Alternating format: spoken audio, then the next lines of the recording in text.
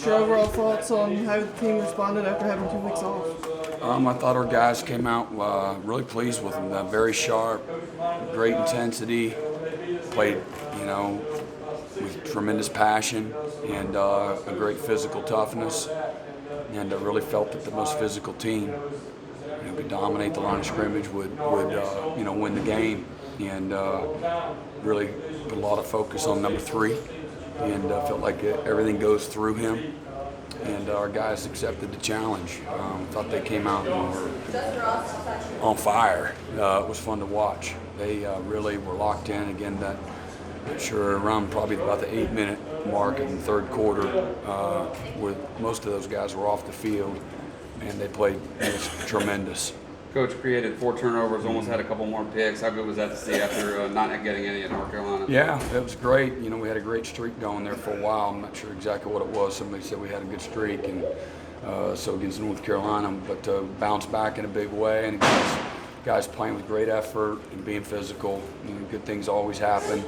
Playing with confidence and just flying around, doing their job. And I thought our guys really were in tune to the game plan, and where we played as with great cohesion as a unit. You mentioned number 3, second year in a row that you've managed to really shut him down. How have you been able to do that? Well, again, it's always a collective, team effort. You got to have good coverage. You got to have, great play up front, and you got to be good in the second and third levels at fitting things. And so between our base coverages and alignments and fronts and pressures, our guys did a really good job of mixing it up. And but again, those guys up front I thought the guys up front played very well, and that's where it all starts. Isaiah Simmons had another big game. He had that stretch where he had 2 tackles for a loss, really kind of changed their field position. Is he getting enough credit for what he's doing right now nationally? I don't even know what credit in our building we give him credit. We keep him humble as well, and he's a humble guy anyway. But he's having a great year, and he's a very good player. He's a good leader. But his best attribute is he plays so hard and plays with just incredible effort and very relentless. He'll make a mistake here or there, fundamentally or alignment or whatnot, but always overcomes it because of he has some physical gifts too. He can really run and he's long, but he just plays so hard. You could have those same physical gifts if he didn't play hard like he does. If he wasn't just absolutely relentless.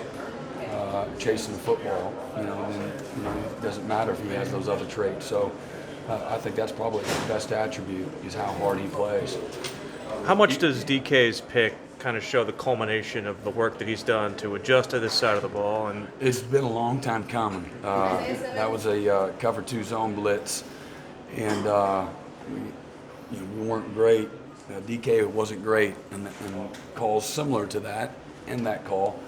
At taking, what was there, what he did today, and I think we showed him a clip of Mark Fields against Boston College, pick 6, and a similar call, and I think because it's funny. I've been praising AJ.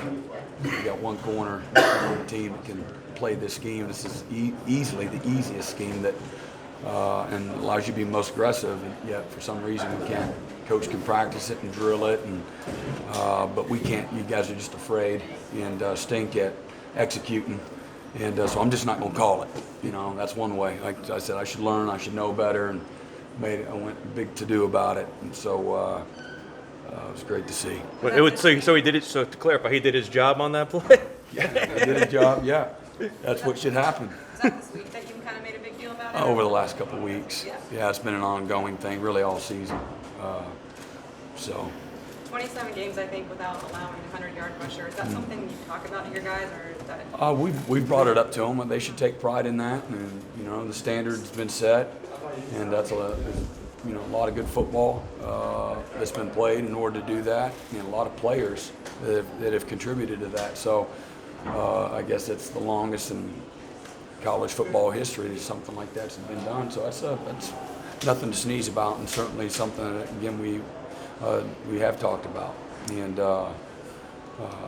you know, you don't want to play well so you can do that. I think that's a byproduct of really, again, just playing with toughness and details and technique and passion and effort. And that's what can happen. You know, you can have one of those kinds of streaks when you take pride in how you play. When the team is playing musical quarterbacks like they were there for most of the game, how difficult is that as a play caller? I mean, I imagine their offense doesn't change a whole lot based on who they're. Yeah, we really felt going in that, you know, both quarterbacks have more of the same characteristics and traits than they do differences. So for us, it wasn't going to change how we called the game or, you know, how we package things. What did you see in being able to turn them over so many times? Just, I think our guys played, again, with a physical toughness and a passion, a relentless effort that we felt would, you know, have a chance to make a difference in the game. You know, again, just being the most physical team on the field, just, again, playing with physical toughness and playing hard. You can overcome mistakes. We had plenty of mistakes. But when you play with great effort, you know, you can overcome those things and good things happen. And the ball was in jeopardy a few times. And I thought our positioning and some of our coverages where we picked them, that, you know, just being detailed and playing with discipline and understanding their role and, you know, is still playing with aggressiveness within the scheme. 750th win in program history, just the 15th school to do that.